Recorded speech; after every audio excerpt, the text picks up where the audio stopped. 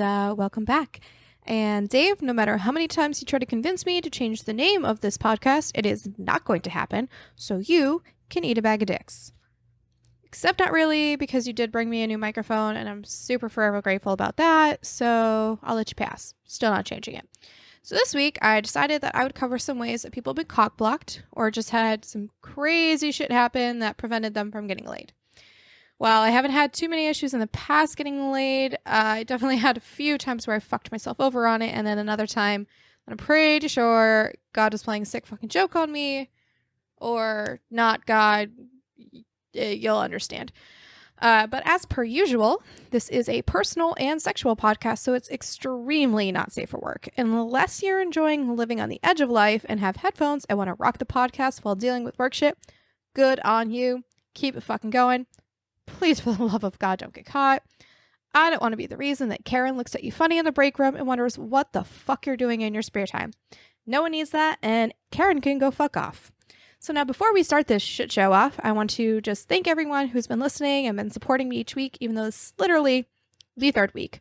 I've gotten some really good feedback, and I've definitely had some interest in it as I keep going, so it's been fucking awesome. And I really only started this because I do love storytelling, and it's extremely fun for me. And if other people are getting a kick out of it too, I'm really glad to have made your day, or, night, or whenever you're listening to it. It's been an absolute fucking pleasure for me to bring you stories of the crazy varieties, so let's kind of get this shit rolling, huh? So this first story that I'm going to start with is going to be about me fucking up. And I fucked up hardcore, actually. I did briefly mention it last week, which kind of inspired me to make this week's episode about cock-blocking. I have fallen victim to cock-blocking myself. Not even other people cock-blocking me. Literally me doing it to me. So let me just take you back a little bit and mostly tell you that it was in the middle of fucking winter. Kind of important. So just like a little bit. So when I went out to the bar, which I usually do on Thursday nights, they do karaoke, and come on, I mean, whether you sing or not, you gotta agree. Sitting there for karaoke is pretty fucking entertaining. I like it. I like listening and enjoying myself and all that fun stuff. So I was on vacation from work, and I literally had nowhere to be the next day. So I thought to myself, hey, let's get fucking shit tanked and stay at a hotel and just kind of enjoy my night. That was a good and also really horrible fucking idea. Now, I can't honestly remember if I started the night with tequila or shots of other stuff, but I can tell you that I did drink an excessive amount of alcohol that night. And I'm very much a lightweight drinker, which makes it cheap for me to be out, but also makes me a cheap date, which probably not something I should just advertise to people, but whatever. Throughout the night, I was enjoying the music, being out with my friends, and at the time, it's kind of just like a sad time for me. I'm not going to go super into it, just know it's sad. And I really just needed to kind of let loose, and of course, me being the dumbass that I am, used my phone way too much, and it was basically dead. And I mean, I like to take a lot of pictures, and I take videos and stuff when I'm out with my friends, so, whatever. So thankfully, because I go to this bar all the time, the bartender was really nice and kind enough to plug my phone in behind the bar. So this seems like a super trivial thing to include in a story, but really, trust me, it's important. So just hang on tight there, guys. So the karaoke takes a bit of a lull. It was snowing, fucking winter. It was snowing a lot. So there wasn't quite as many people there singing as there normally is, and the better weather. So they're just kind of playing music, and now me, plus a fuck ton of alcohol, means that my white ass thinks that I can dance. And not that I can just dance, but that I can dance fucking amazingly. I can't, for the record. I'm too white. It doesn't work out so well. But out of nowhere, some random dude just kind of started hitting on me. And we all know from the million times that I've mentioned it, I don't get hit on that often at a bar. I was fucking shocked as fuck. And I just, the thing is I have super resting bitch face, but I also have a lot of guy friends, and the majority of people that I hang out with when I go to the bar are my guy friends. So I'm usually surrounded by dudes. So maybe that's my problem. Maybe I should stop doing that, and then maybe I'll get hit on more. Who knows? I don't really care. But yeah, so he starts talking to me. We start dancing. And now when I say dancing, I really don't mean some adorable dancing in a bar with people who just met. No. We're gross dancing, like grinding up against each other type of dancing. So the dude has his hands all over me, and we're in the middle of a bar. So we're gross dancing. Dude has hands all over me in the middle of a bar. It's pretty great. Yeah, not good. So, I made a couple of my friends super uncomfortable, which, what are you gonna do? I really don't remember it. And of course, like everyone likes to bring up, well, when I tell this story, one friend in particular likes to comment on certain things that I did that made them uncomfortable. And I don't remember them. So I like to pretend they didn't actually happen and that it didn't really go the way they say it did. But again, I had way too much alcohol. So, the night keeps going. We're getting pretty gross. And the guy finally says he needs to leave because he has to drive his friend home, but he wants my number and he wants the hotel that I'm staying at so that he can come by right after he drops his friend off. So he's driving his friend home because his friend was drunk. He was not drunk, but it's also snowing outside and the roads were a little bit dangerous. So, whatever. So I'm like, yeah, this is it. Super fucking excited because I successfully picked up a dude in a bar. I was absolutely going to fucking bang this dude's brains out. Like, for sure. So now my phone's behind the bar being charged. So I take his phone and put my number in, send my phone a text message with my name and the name of the hotel. This way he has the information. And then I also have his phone number. Fucking awesome. Great. So I stay at the bar a little bit and then I have my friend drive me back to the hotel so I can meet up with the dude. And I only caught the guy's first name. That's all I got. No last name, just first name. So all I have at this point is the dude's first name and his phone number. But man, God, I was so fucking stoked to get laid. It had been a while at this point, so, whatever. I grab my phone from the bar and we make our way to the hotel. Only at this point do I look at my phone. There is no text message on my phone. I was so drunk that I put the wrong fucking number in this poor kid's phone. So, what do I do at 1:30 in the morning? Call my mom. Why did I call my mother? Well, I thought that maybe instead of my number, I put her number in there. So no, I didn't. I called my mom. It is 1:30 in the morning. And she mostly picked up because she wanted to make sure nothing was wrong and, I wasn't dead. So now my mom has officially gotten a drunk dial from her daughter from thinking that she gave her mother's number instead of her own number. So it's great. So I managed to fuck that all up. So then my drunk brain thought, well, he has the name of the hotel. Maybe he'll just show up. He did not. I did learn later on he looked super young, which, come on, score for me. But, whatever. I massively fucked myself over by getting too drunk. Super fucked up putting my number into this dude's phone. So he must have thought that I was fucking with him. And maybe decided I wasn't actually at that hotel. So that kind of sucked. So as a general rule, I won't get that fucked up at a bar if I plan on going home with anybody, and that I should always keep my phone charged if I do that again. And that way I can see if I, do the right phone number or not. So I definitely learned my lesson. It's a story that sticks with me. It's also a really fun story that my friends get to tell if I mention it. I was not even close to being on my game. So, whatever. But I asked a few people if they'd be willing to, share stories with me about kind of like how they've gotten cockblocked or just like situations that they've got themselves into in which did not end in sex, but that was the original intention. So this first one is pretty good. A couple of them they're relatively short. My stories are a lot longer just because I like to put a lot of super detail in there. Like, again, I'm a storyteller. I like it. And I just like to go for the dramatics. But, yeah, so I'm just going to kind of sandwich these in between my couple stories to give you a little bit of breather from my shit fest. So, so the first one is this guy was dating a girl in high school and she went down on him before they were about to do it. But about a few minutes into it, she let out what he calls a Homer Simpson-sized burp on his dick while she was going down on him on accident. Now, I do have to note that the words that he sent me on accident were in quotation marks. So use your imagination on that one. And she was way too embarrassed to continue or do anything else. So after about a good hour of awkwardness, they did laugh it off. And honestly, when I read this story, I fucking burst out laughing because that is fucking hysterical. And if she planned out that burp, I literally have to give her kudos for being able to, conjure that shit up. So, So we're going to move on to number 2, which is how I got cockblocked by religion.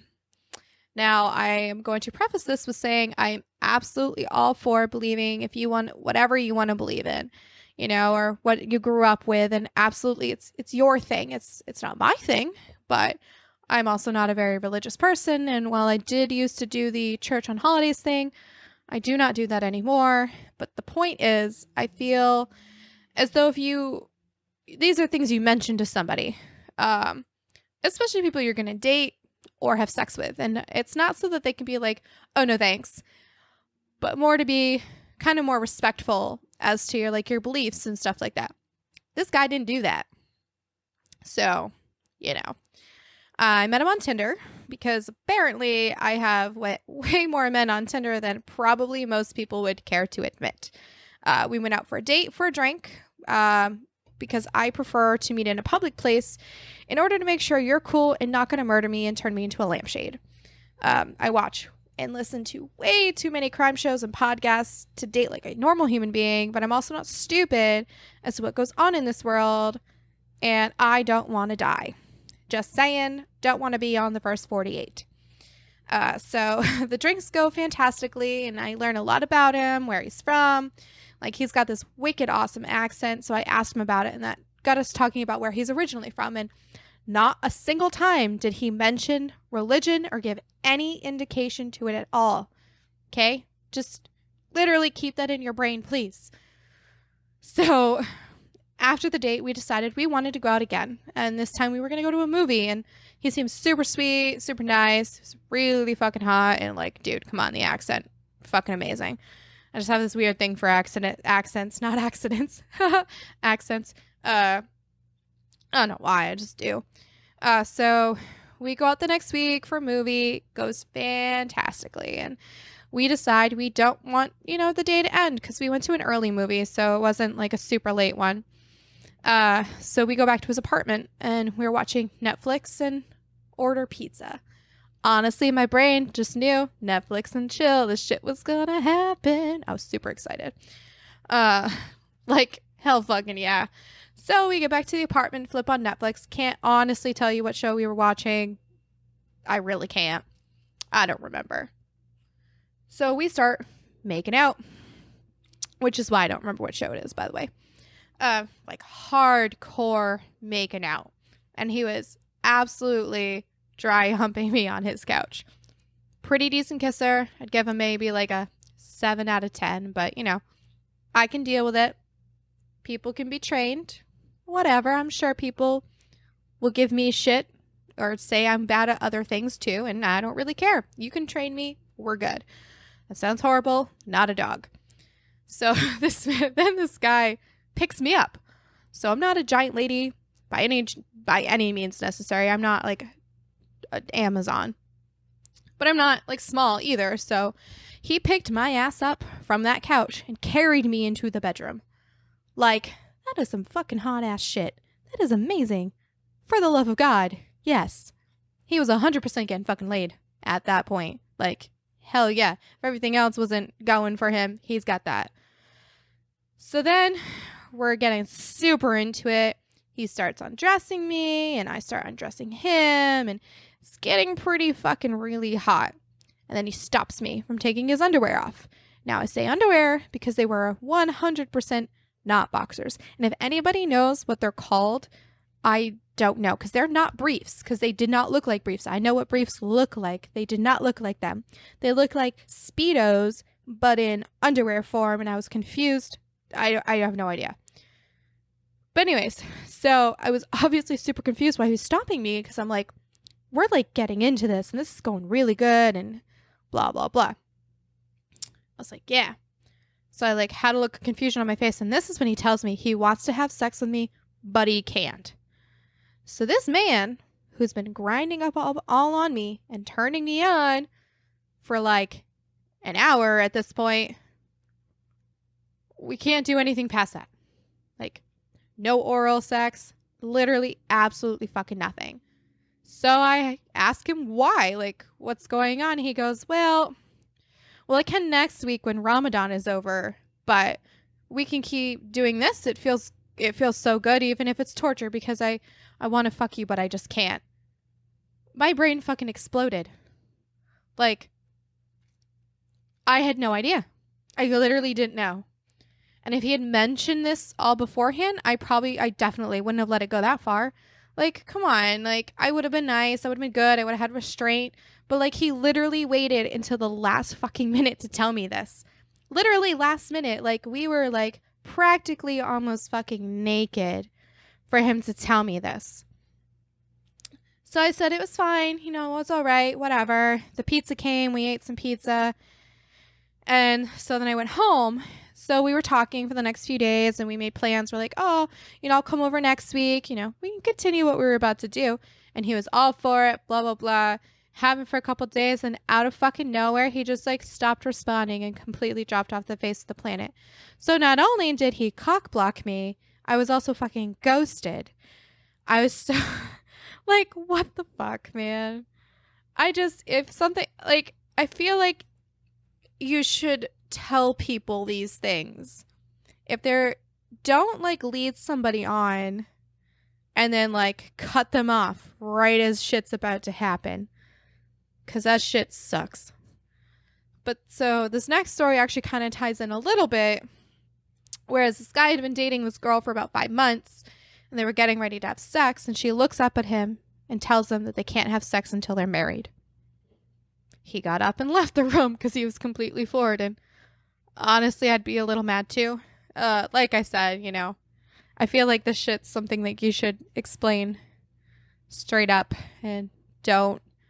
It's just common courtesy, and it's just nice to do shit like that. If that's your thing, if you want to wait, absolutely, you can wait, do whatever you want. But if you're going to literally lead someone up to that point, to the point where you're almost ready to do it, and almost, you know, fucking, and then cut them off right then, like, that's blue balling it, and that's kind of mean. Like, that's rude.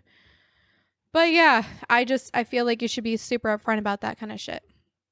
So this last story about myself, because I have a couple more stories that aren't me, is about, it's just a bit of a ride.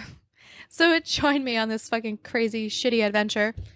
It's only something a few people know. I don't like to really share it that often because it's fucking embarrassing as hell. And it's about the time I got arrested while I was on my way to a booty call. Now, let me say that it was not a felony. So I do not have a felony on my record. Just need to put that out there. Not a felony. And I've never been arrested before, so this was fucking embarrassing. And to this day, I have quite a few of my friends who are still looking for my mugshot, and it either does not exist or it is completely fucking buried. And I hope it stays that way forever. Eternity. Keep it that way. So the night actually starts out when I got a brand new tattoo. And it ties in, don't worry. So it was a normal Thursday. You know, I mentioned it earlier. I usually go to the bar on Thursday nights. So after I got this tattoo done, I headed to the bar, and I get to the bar only to see that they're starting to do this new thing where they ID you at the front. And I have never been carded at this bar before. Well, like I usually get carded when I sit at the bar, but never when I first walk into the bar. And I've gone to other places where they do card you before you even go into the bar, but this was a new thing, and I had been going to this bar for years. It's to the point that the bartenders knew who I am, the servers know who I am, like literally I know everybody, which is sad and kind of sounds a little alcoholic-y, but I know these people. So it was weird to me. Issue was, though, couldn't find my fucking ID goddamn anywhere. So in full panic mode, assumed that it was left at the tattoo place, which is closed at this point. So thankfully, after being vetted by the bartender and promises that I'd be drinking water, and, if the server, like, I know the servers again, so they served me, but I had to make sure, like, I was careful.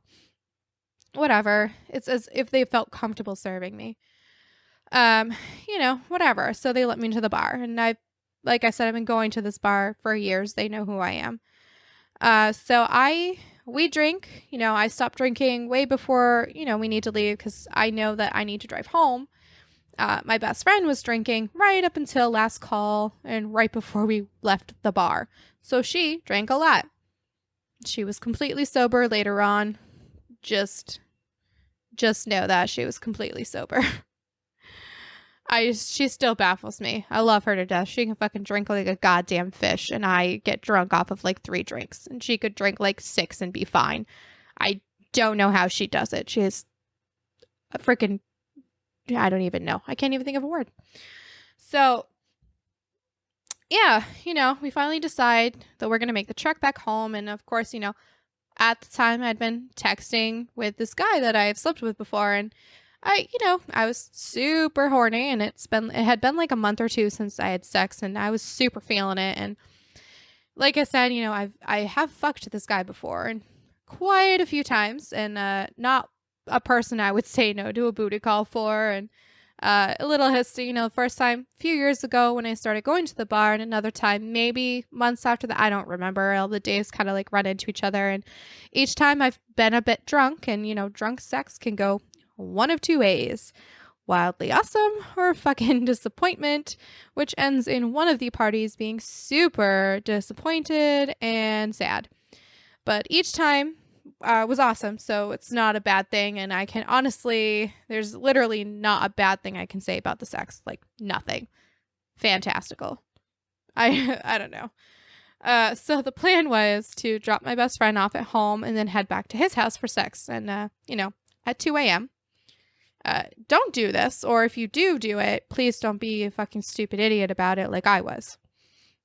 So as I'm driving, I get into a zone of, music and thinking about how I'm going to have this like great ass sex, and it's just going to be all around fucking awesome. Now, all of a sudden, I realize I am fucking speeding. And up ahead of me is a cop. So that's great. So he, flips his blues on, and I get pulled over, and in my brain, I'm thinking I'm fucked.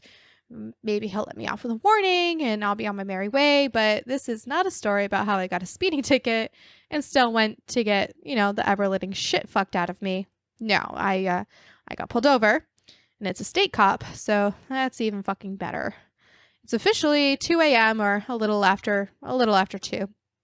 He tells me how much I was speeding, asks if I was drinking, which I wasn't. I had stopped drinking many, many, many hours beforehand because I know better, and I know never to drink and drive. So he takes my license, heads back to the car. He comes back and asks if I had any tickets recently or anything, and I said no. The last ticket I had was over the summer for an inspection sticker on my car. It is winter currently. This is winter time. This is, whatever. So he informs me that my license is suspended. So, fuck me. He has me get out of the car, and this is not for the arresting part. Just saying. So it is cold. It is really cold outside. And I am not wearing a lot of clothing because I was literally at the bar, and I'm also on my way to have sex. So I'm wearing leggings and a crop top and my winter jacket. It is fucking freezing. So I do multiple tests, whatever, blow into the little thingy, and I pass every single test because, not drunk, not drinking. So then he asked to search my car, which, whatever, it's fine. I'm nothing in there. And then he comes back and tells me that because I'm driving with a suspended license, he has to arrest me. Now, I've never been arrested before in my life, so I was like, well, fuck. So he has to pat me down to make sure I have nothing on me. And of course, I'm wearing like next to fucking nothing anyways. So that was an easy pat down. So I asked him if, he can get my phone from the car because I'm going to need to call someone to come pick me up when we get back to the station or whatever. So he actually held on to my phone because whatever. He handcuffs me, which I'm going to tell you right now, handcuffs not comfortable, especially when you have to sit in the backseat of a police car. They hurt. And of course, they have to buckle your seatbelt for you. So I get to also sit in the back of the car and watch them take the plates off my car and then tow my car. He drives me back to the station where I get fingerprinted and a mugshot taken, which again, I have zero clue where it is, so I don't know what to tell any of my friends where to find it, and please don't go searching for it. That'd be fabulous. Then they have to go through and see if you have any identifying marks, which I have a lot of tattoos. And if you remember when I started this, I just got a brand new one that day. So when he asks me how many I had, I proudly stated 15. And he looks at me a little bit bewildered and questioned that I really said 15, which I did. And he asks if they're grouped together, and I said no. So they have to take inventory of my body art, and then I get to make the phone call to my best friend, which they listen to you when you do that. Like, I had to call her directly in front of him. And I couldn't explain shit for anything on the phone. And, she is the sweetest human being ever. She didn't even bother questioning me when I asked her to bring cash to bail me out. I did eventually get my license situation fixed. And the next day I got it fixed and I got my car back. But it took another one of my friends driving me around for 4 days before the cops delivered my plates to the DMV and I could get my car on the road again. And I think I apologized to the guy I was supposed to be going to fuck that, for not showing up, and kind of explained that I got arrested. It was a completely shit experience, but I did do it to myself, and I missed out on getting laid because I was a fucking idiot. So, be careful when you do that shit and pay your tickets, folks. So to wrap up, here's a couple more stories that I had. First, this guy was talking to a girl at an anime convention in Jersey. And then in the middle of it, this guy came up in the middle of a conversation in which it was going really, really well. Leans in, acts like he's about to get something, and the guy says, "Did you forget your meds for your disease? Because I have them with me if you need them." There is no disease. He was purposely being a cock block so fucking hard for this guy. And all this chick did was had this weird face, and then turned around and walked away. And then the guy turns to him and says, "I'm Senor Cockblock," and then just fucking walks away. What the fuck? That's insane. I'd be so pissed. I can't even. So, this last story is kind of like a less hilarious way of cockblocking and more of a nice way of stopping something before it started in order to be fair to another person. So one time he's at a bar, and this gorgeous blonde that he knew through multiple friends but never really talked to before was drowning her sorrows about a guy. So he turned her night around by making her laugh and dancing for hours, and then they drove to the beach and danced under the stars, and she gave him an opening, but he stopped himself from taking it because he didn't want to take advantage of her emotional state. It was an incredibly romantic night, and he still wishes, he was still new to the sex to the sex. Oh my God. I'm sorry. To sex at the time, not to the sex, because that sounds ridiculous. To sex at the time. So he had, way more morals than situational awareness. And he totally should have in retrospect. I personally respect that. I think that's, awesome. I think that's, not too many people would hold themselves back or, have the morals to stop it beforehand. A lot of people would take advantage of that situation. And I think that, it's kind of a cock block, but kind of not at the same time. It's a moral thing. So, as you can tell, well, I've definitely had awesome stories about getting laid and, crazy fucking dating stories. I also can be my own cock block, or, I can block myself from getting kick-ass awesome sex because I'm a dumbass. So now, although these definitely make some really fun stories to tell, though, of course, there's not always the super crazy shit that causes a cock block. You know, it could be just a moral decision of not to take advantage of somebody in a vulnerable position, which I do respect a lot. It still makes it a really good story. So it's nice. I have sincerely appreciated all you guys for listening to me, and especially listen to me blabber on for long periods of time to tell stories. And I've also really loved hearing stories from you guys, and I think each and every single one of you who's allowed me to use them, you know, this train wreck is going to keep going and going because, you know, there's plenty of stories to tell, and there's plenty of people that have been super supportive of everything. And I'm hoping that in a few more episodes that I'll be able to bring on a guest every so often, so that's not just me chatting away and, you know, talking your freaking ears off. But thank you so much for listening, and hopefully these stories you can kind of relate to. And, you know, it's fucking crazy, and, you know, sometimes dating can be a goddamn fucking train wreck.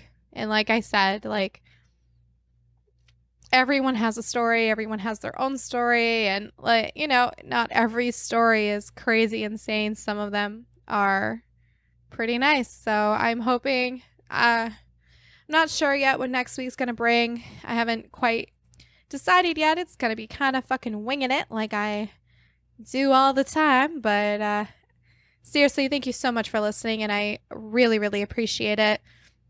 And to everyone who's been kind of sharing it with either their friends or like just other people, thank you so fucking much. Like, it's super appreciated, and hopefully you keep tuning in. Now, before I take off, I just actually do have one last story that was kind of like a late submit to me, which is fine. It's another story. It was one night, one of my friends and this guy planned to swing with another couple. And for hours, she had waited for her baby daddy to get home so that I'm assuming he could take her kids. And he didn't show back up until super late that night, and she was wicked fucking pissed. So the guy that she was planning on swinging with got to fuck the guy's wife, and she got absolutely fucking nothing for that night. And that is a fucking shitty ass cockblock story, and it's good. So again, thank you so much for listening. I super appreciate everything, and have a wonderful sex life, guys.